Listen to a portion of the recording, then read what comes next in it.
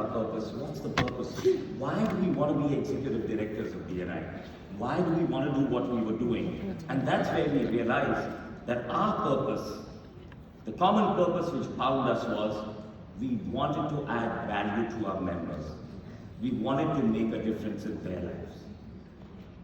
And everything else, all the numbers, all the accolades were just incidental to doing this. Because it starts first with people. When you work with the right people, you get numbers automatically. So you've got to first look after your people to get your numbers. And that's what we started doing and thinking. In fact, we also changed our value of our region. Our vision first was changing the way that Pune, my city, does business.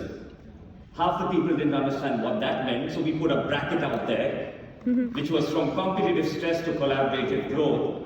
And then the other half didn't understand what the hell did that mean. And so we went and we changed it to something which we found was simpler to understand, helping many more business owners to become much more successful. It was as simple as that. We wanted to help as many people as we could, and we wanted them to become as successful as they could. And that's what started driving us from there. That's when we realized that this is our purpose. And if we know our purpose, it's easy to do what we wanted to do. So how do we add value? Well, we started working on a 24 months plan where we decided that we were going to put in place things which we could keep adding value to our members, and we let the numbers play out on their own. We also did realize that it's not only going to be a game of resources. Even if you don't have enough resources, if you have the will to do it, you will get it done. It's not about the resources, it's about your willpower. And that's when we decided to jump back into the fire. I couldn't find a better image. I just visited Segovia, and they say the suckling pigs are the best in the world in Spain. Okay? And so we decided we were going to do that because we knew that this is not going to be an easy way. It's going to take a lot of failure. It's going to take a lot of disappointment also at times. But we're not going to stop because we knew that we needed to add value to our members. And we started with working on it, and this is what we were in August before the last report. We've changed in the last 1 year from negative growth in 2021, we went into positive growth through launch. We went into positive growth through fill. From 1,000 members, we went to 1,400 plus members. And the first year retention, that's where the magic happened actually. Today we are not even at 61, but the last report we had 62.9%. So that's close to about 63%. We jumped our first year retention by almost 20%. And our overall retention automatically jumped by because of that. And that helped us get 100 out of 100 on the traffic lights and the number 2 position in the world. But honestly, none of this is something that me or Atul can take credit for. Because it was all a part of our team who did this. All we wanted to do was just tell them what we need to do, what is our purpose. And so what did we do? We worked on 3 fronts. We worked with our DNA team, our director and ambassador team, our leadership teams, and our members. Because these were the 3 people we know who could make all the difference, even the members. And so I'm going to tell you a little bit, the next little bit of time I have left, of what did we do with them. So I'm giving out the whole slide at one time so you can finish taking your photographs and then start understanding what I mean on that. Right? So we first started working with our director and ambassador team. The first thing we realized was we did a team audit. Do we actually have the right people at the right place? Because if you're not working with the right people at the right place, we might not be able to get the result. That's when we went into the fact of realizing that some of our directors needed to work on their business at that point of time. And it was completely okay for them to start concentrating on their business at this point of time, rather than unsuccessfully trying to manage 2 fronts, making them uncomfortable. So we let them leave gracefully. It was completely okay to say, I want to step off the team right now. It wasn't a punishment, in fact, it was a celebration. Because they were going back to work on their business, and we knew if they started working on their business, they'd start doing well. The next thing we also needed was, we realized that different chapters needed different kinds of support at that point of time. They had different needs. And we basically had assigned teams to them before COVID. So after COVID, we'd have to realign our teams. And that's when we did a SWOT analysis with what's the strength of each of our partners who are ready to continue with us, our director team. We realized where could they make a difference. There were some chapters, all they needed was to hear the positive words. That's all they needed, just hearing positive thoughts. There were some chapters which needed a push. They needed someone to nudge them from behind all the time. And so we found the right person for the right place, so that they could get the result that they wanted over there. But there's something that I'd really like to talk about is, we had 0 launches, no launches in the whole of last year. So we had a team meeting with our launch team. We had 7 people in our launch team. And the only thing we asked them is, are you ready to launch a chapter in the next 1 year? And attend a launch director training, which was happening just about 3 hours away from my city, from Pune, which was in Mumbai. Are you ready to attend that? And guess what happened? I had 0 people ready to do that. I did not even have a launch team over there. And I'm thankful to all those launch directors who realized that at that moment they needed to work on their business rather than work on BNI. And they exited over there. And that's when we went out looking for new launch directors. And since I look after launch, I just needed crazy people like me to work with me. The only criteria was you believe in BNI full out and you want to make a difference. You don't know anything about how to launch. That was the rule. You don't know anything about how to launch at all. We'll tell you how to do it, because I cannot teach you attitude. I can teach you the skill of how to get something done. First, I need you to have that attitude. And we carried 4 people with us to the launch director training. One of them is here with me, who's now my senior launch director. Nupo, could you please stand?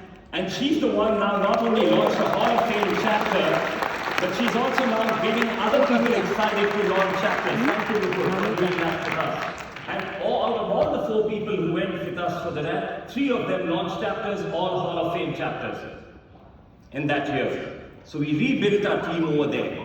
But they knew that this time it was with accountability. And that's what made all the difference, that we had to change that mindset. Everything was about accountability. Every Monday morning, we have a launch team meeting. We meet for just 30 minutes. They stay on for another 2 hours, helping each other grow. But we meet only for 30 minutes just to discuss what did we do in this week, what do we need to do in the next week. That's it. It's a quick, no questions asked of why not, but more questions asked of how can we? How can we do it? What's stopping us? What can we do more? And that started working for us. And for the support, we had a dinner meeting almost every month over there, where the only agenda was, and thank God, I didn't even know I was doing it till I heard Dr. Ivan Meisner today. All we were doing was co-creation over there. What do we need to do? What are the targets we need to set? How can we achieve it? Will we be able to do it? And we decided, the first target the team put for itself, this was not our target, we'll get into the top 5, and when we stay in the top 5 for the first 6 months, we're going to go to Goa for a holiday.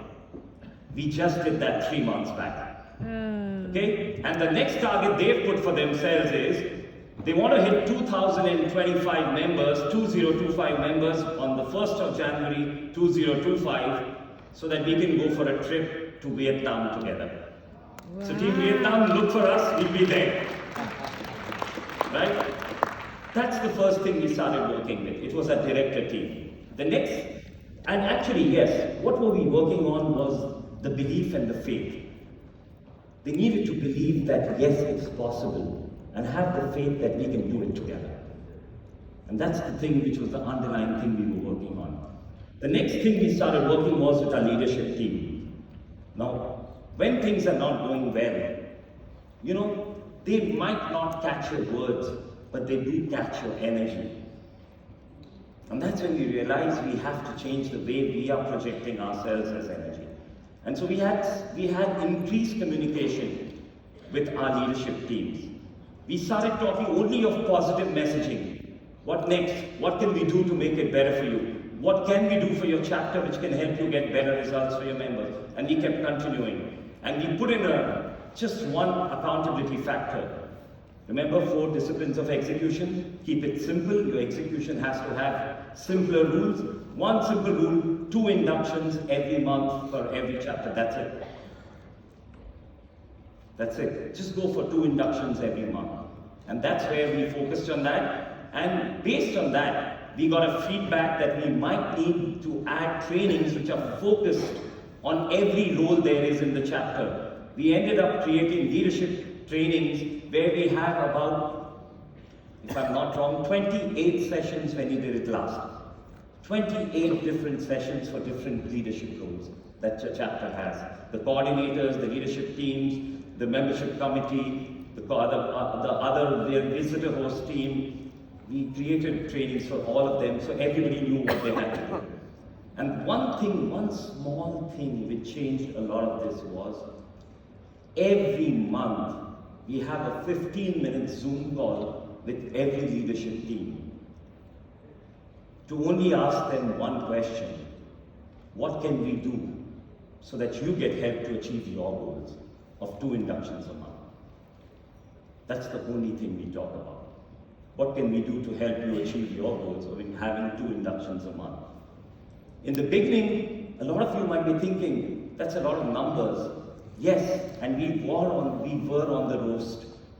And people were saying, oh, we're talking of only numbers, just 2 inductions a month.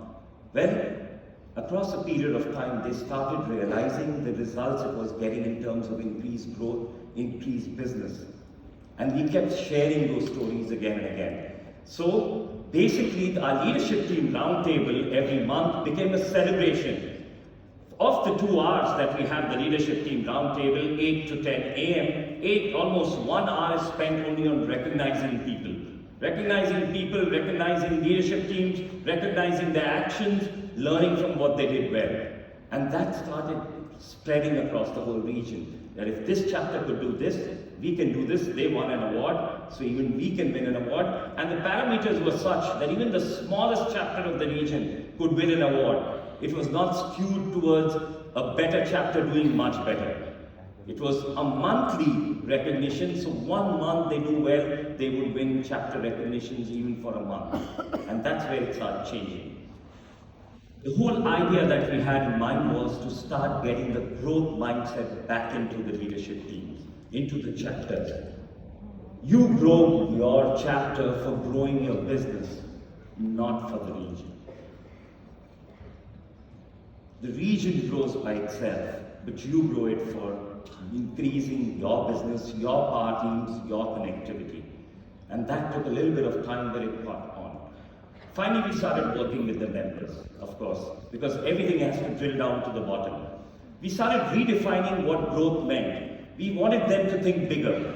We wanted them to understand that let's not keep BNI limited to your chapter or your power team. Why don't you think more than your city?